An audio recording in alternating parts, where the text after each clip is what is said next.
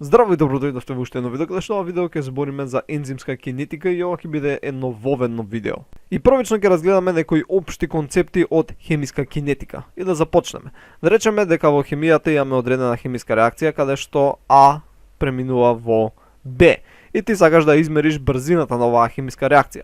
Постојат два главни начини кои би можел тоа да го направиш.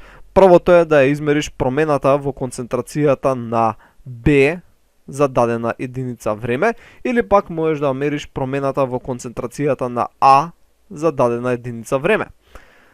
Во дадениот случај, концентрацијата на А би опаѓала, додека концентрацијата на Б би се зголемувала за дадена единица време.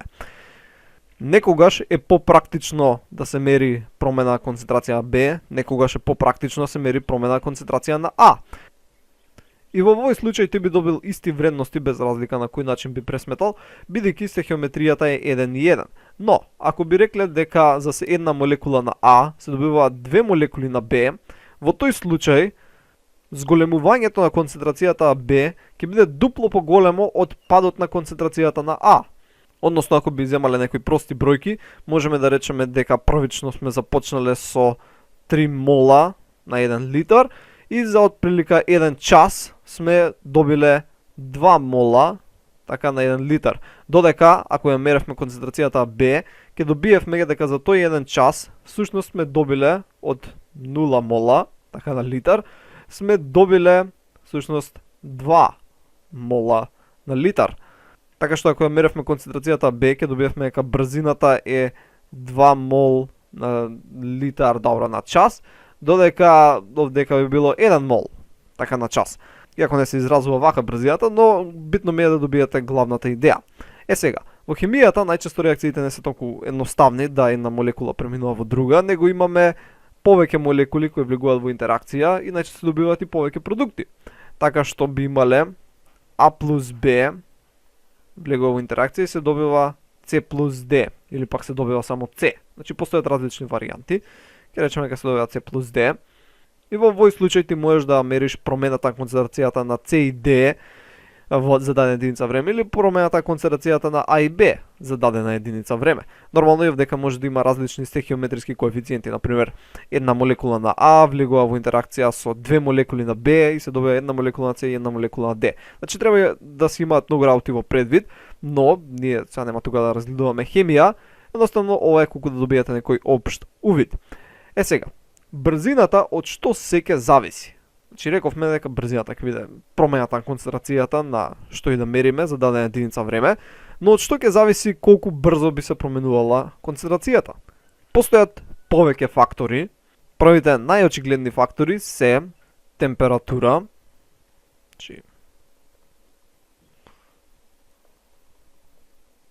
така што со зголемување на температурата се убрзува хемиската реакција, додека со намалување на температурата се успорува хемиската реакција. Сега некој ќе се запраша зошто е тоа така.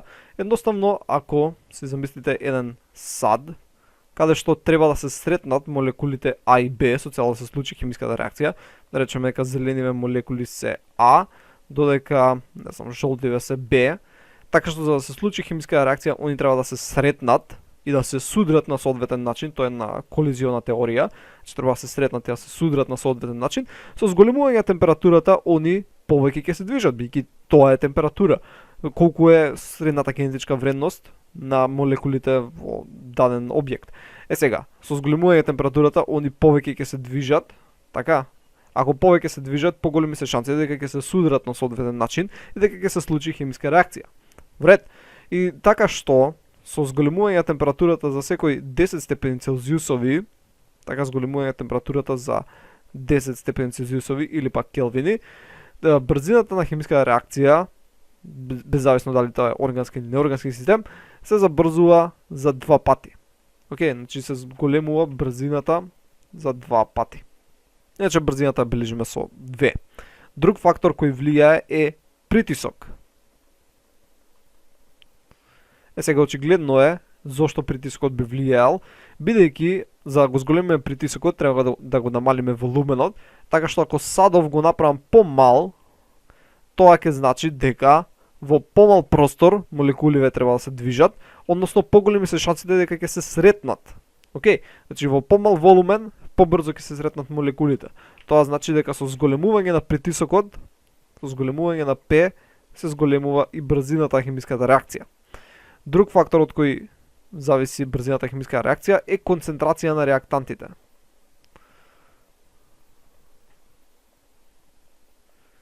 Така, и ова најчесто ќе не засегне кога ќе збориме за ензимски катализирани реакции, каде што брзината ќе зависи од колку имаме А и колку имаме Б. Логично да ако има повеќе молекули на А или пак повеќе молекули на Б, дека многу побрзо ќе се сретнат они и ќе реагираат на соодветен начин.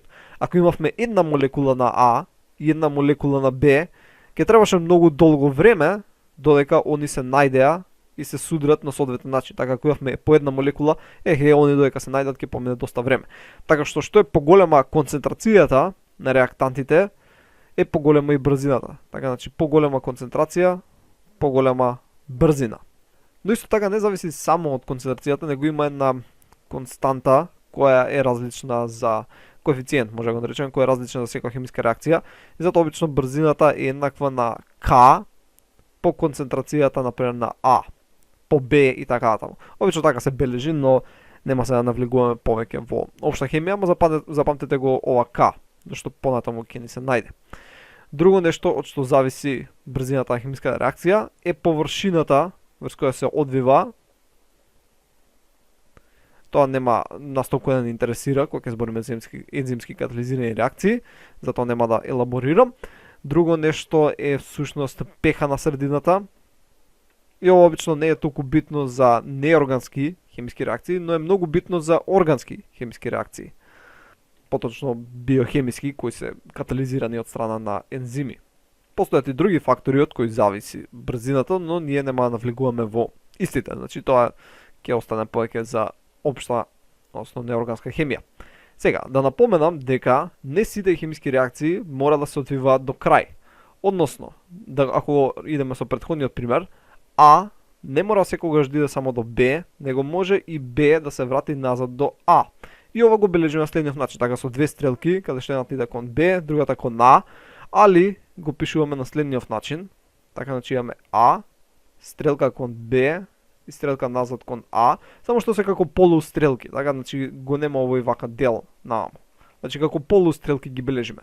И мора да запамтите дека овој знак означува рамнотежна состојба. Значи А и Б се наоѓаат во еден еквилибриум. Значи не иде реакцијата до крај. Не се конвертира целото А до Б. Секогаш ќе има мало количество на А кој ќе остане или пак мало количество на Б. Значи се постигнува еквилибриум. Ќе бележиме.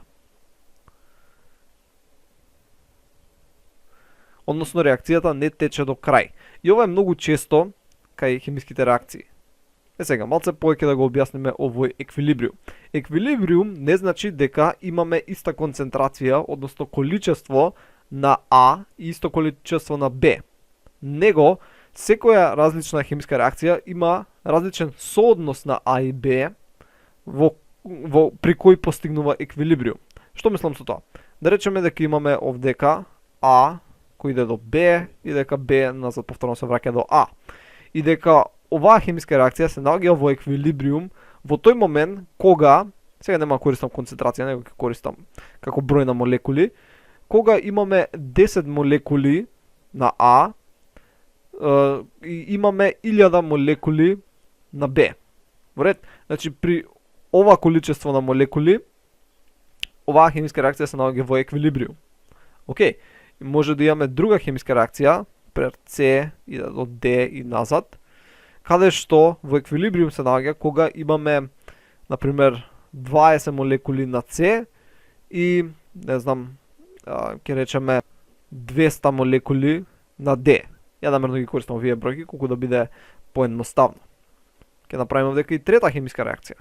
Ќе речеме Е иде до Ф и каде што во еквилибриум се наоѓа кога имаме една молекула на Е и 100 молекули на Ф.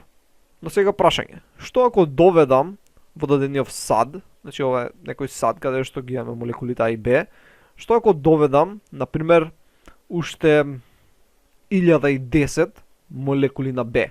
Така, што ако овде донесов 1010 молекули на B? Што ќе се случи? Дали сега во садот ќе имам 10 молекули на А и ќе имам 2010 молекули на Б? Дали тоа ќе се случи? Или пак ќе се постави нов еквилибриум. Односно повторно ќе се постави всушност истиот еквилибриум, само со различен број на молекули.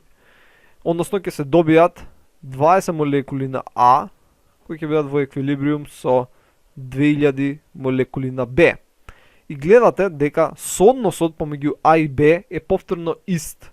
Океј, значи тоа е битно при еквилибриум, да соодносот на А и Б е ист. И кога ќе се зголеми Б, например, реакцијата ќе се фаворизира да один кон лево. И тоа е принципот на Ле Шателије.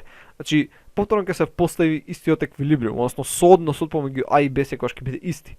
Во која насока ќе се фаворизира реакцијата зависи од различните услови во кои се наоѓа, нели, растворот каде што ги имаме реактантиве, односно средината во која што се одвива хемиската реакција.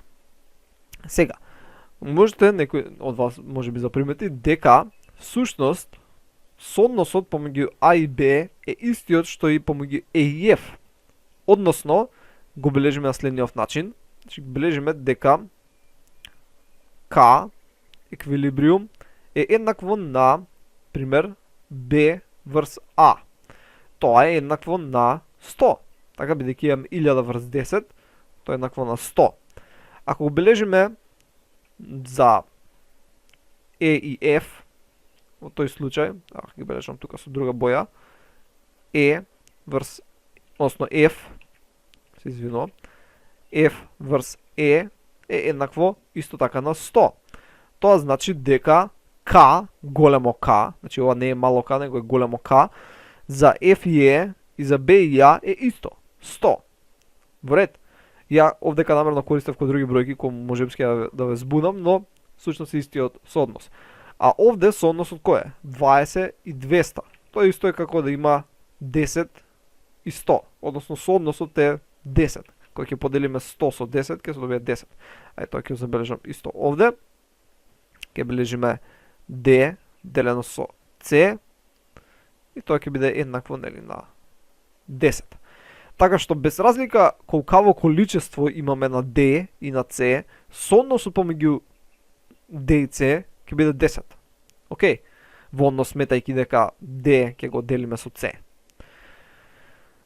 И тоа е нешто општо, значи што треба да се знае за еквилибриум и го бележиме со ова K.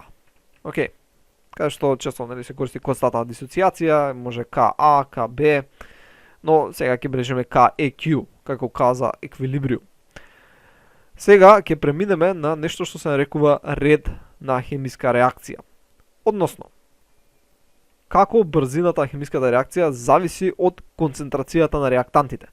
Значи, имаме нулти ред на реакција, каде што брзината на хемиската реакција воопшто не зависи од концентрацијата на реактантите. Значи, без разлика колкава е концентрацијата на А, Б или што и да е, нема да се промени брзината. Имаме ред на реакција од прв ред, каде што брзината реакцијата зависи од концентрацијата на еден од реактантите. Имаме ред на реакција од втор ред, каде што брзината зависи од концентрацијата на два од реактантите. И имаме од трет ред, каде што зависи од брзината концентрацијата на три од реактантите, но овие се многу ретки, бидејќи главно овие се три молекуларни реакции, каде што имаме А плюс Б плюс С, кои треба да реагираат истовремено за да се добие Д. Што е многу ретко, бидејќи најчесто се случува следново. А плюс Б првин реагираат, се добива некој соединение X, па X реагира со С и се добива Д, а многу е ретко да се има ова, каде што три молекули треба да реагираат истовремено и затоа воопшто не е бележено дека левено графикот. Но можеме да приметиме дека реакција од нулти ред, иста е брзината, постојано, без разлика каква е концентрацијата. Од прв ред се зголемува вакво линеарно, така, како што се зголемува концентрацијата на еден од реактантите, така расте брзината. Од втор ред расте експоненцијално, бидејќи зависи од два од реактантите. Така што едниот го зголемуваш, другиот го зголемуваш, вториот, првиот пак вториот, пак првиот, пак вториот и многу брзо се зголемува брзината. Така што расте експоненцијално. И тоа беа некои општи работи кои требаше да ги разгледаме во склоп на општиот дел од хемиска кинетика. Сега ќе го видиме општиот дел од ензимска кинетика.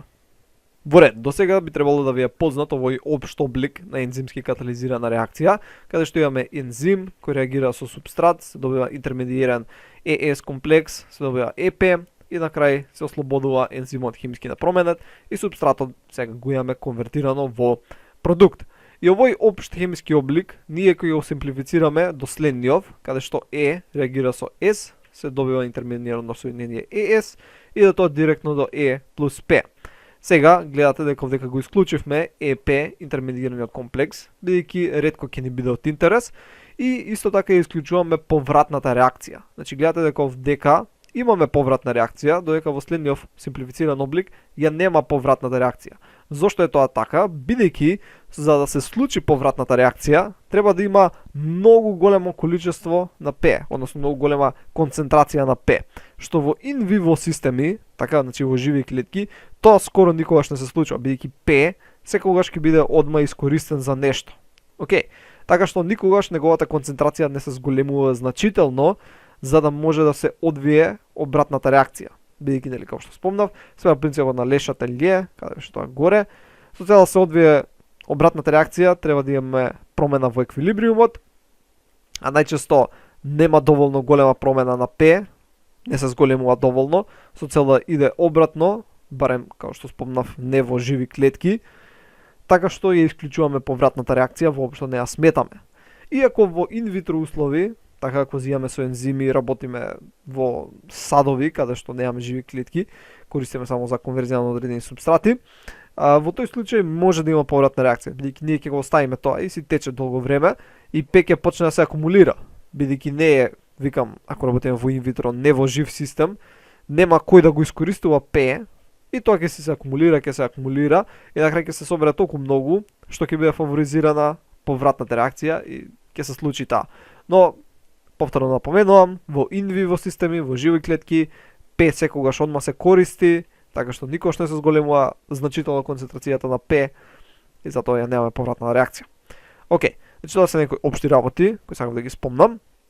Исто така, кога се бележи вака хемиска реакција во општ облик, ова е всушност грешен начин на бележење, во смисол да ако бележиме со големи букви, како ја што бележам, значи Е, С, така големи букви, би требало да имам ставено како вакви коцкасти загради со цел да се индицира дека се збори за концентрација на Е, концентрација на С, окей, или пак може да се бележи на следниот начин, така, значи С од Е, С од С и така натаму, или пак може да се бележи со мали букви, Е плюс С, така, значи дава ЕС, па се добива Е плюс П.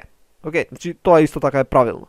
Но, бидејќи во голем дел од учебниците, не во сите, значи во различна литература, се запише и на следниот начин, без коцкасти загради, бидејќи на некој начин се подразбира, само за да не се комплицира работата, се пишува на овој начин. Иако всушност е грешно, треба да стојат загради овде, или пак треба да бидат со мали букви.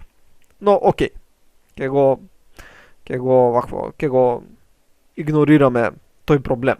Друго нешто што сакам да напоменам е дека во метаболички патишта, кои ќе ги разгледаме доста подоцна, кои се одвиваат во живите организми, односно при различни биохемиски процеси, следниве знаци означуваат работи кои сега ќе ги набројам. Односно, кога имаме стрелка која иде само во еден правец, тоа значи дека таа хемиска реакција ќе е катализирана од страна на еден ензим.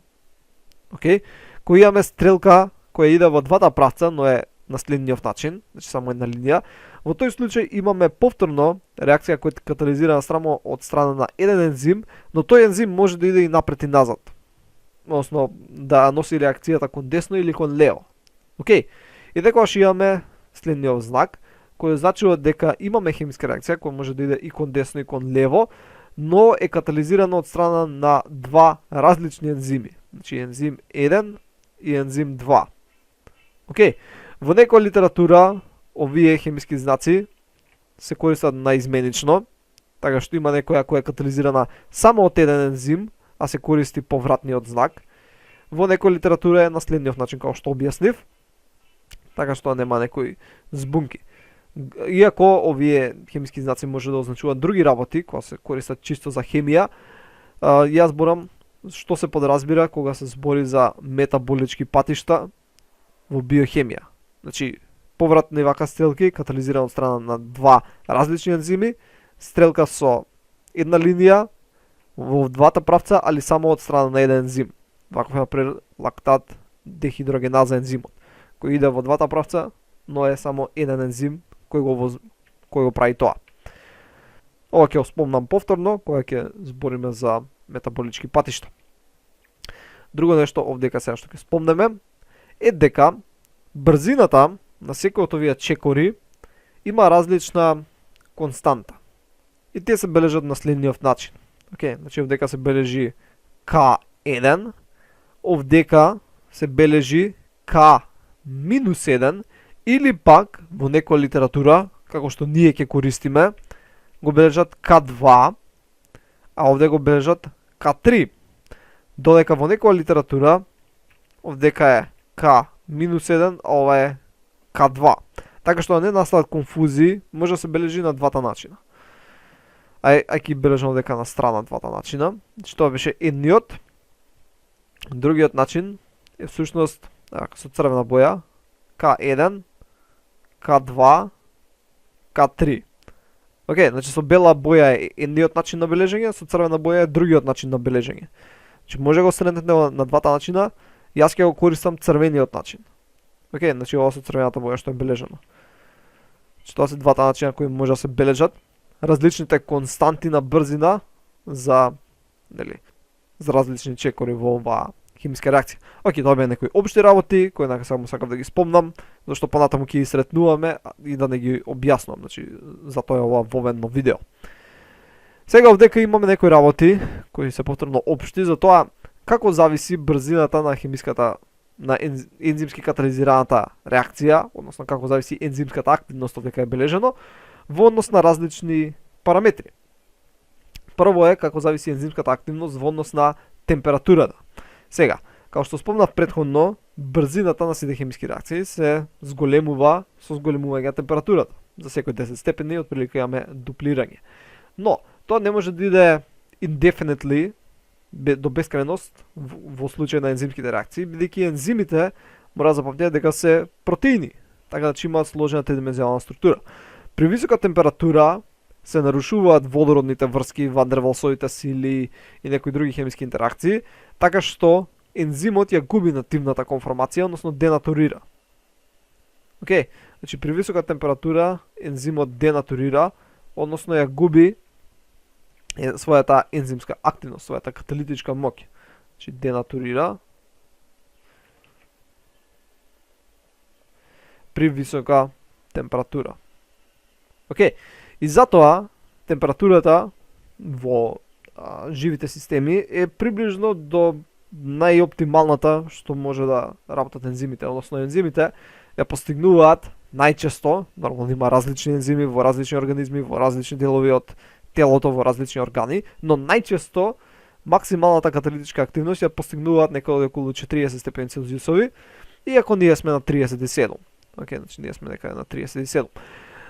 Значи повторно, ако идеме над тоа, веќе протеините денатурираат, односно ензимите и не може да функционираат.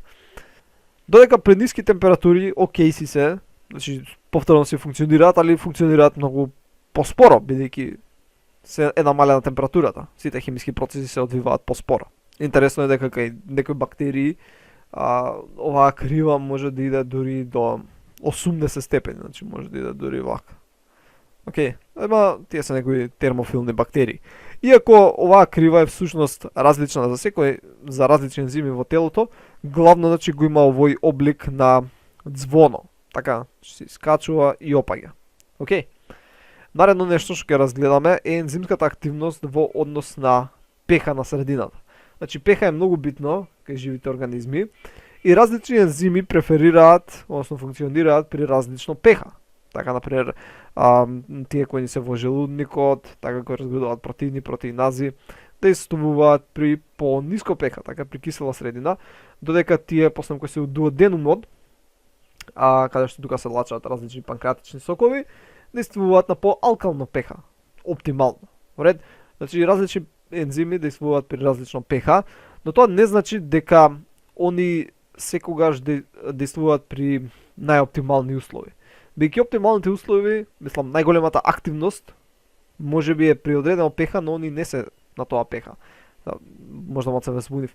Што мислам со тоа? Например, да речеме дека трипсинов најоптимална, најголема ензимска активност има при 8,2. Океј, но он ако се најде во средина 8,2, он брзо ќе изгуби активноста, иако најбрз е при таа температура, при тоа pH. Во ред, значи он можеби се наоѓа на pH кој е, не знам, 7,8, пример. Иако најголема активност би имал при 8, нешто. Значи ова е слично како тоа со температурата. Иако има најмногу на 40 степени Целзиусови, ти пак си на 37. Во ред, значи не мора да се иде до максимално постигнување на најголема ензимска активност.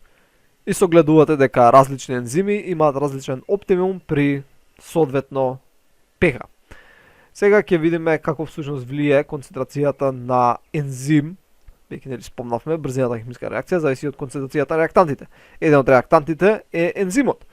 Така што повеќе ја зголемиш концентрацијата на ензимот, линеарно расте и брзината химиска реакција, односно расте од како прв ред.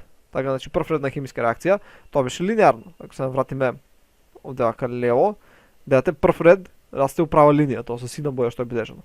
Па исто така расте и брзината на ензимската реакција, ако гледаме во однос на промена на концентрација на ензим.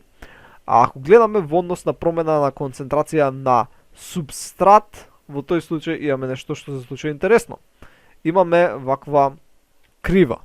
Океј, каде што првично е од прв ред реакцијата, така, првично е од прв ред, па на крај стигнува до нулти ред. Океј, значи започнува со прв ред на реакција, па завршува со нулти ред на реакција.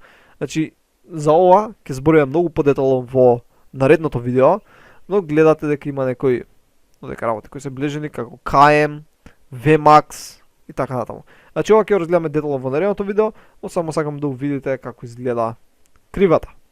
И тоа беше главно се за ова видео, се надам дека научивте нешто ново и ќе се видиме во наредното видео. Довидување.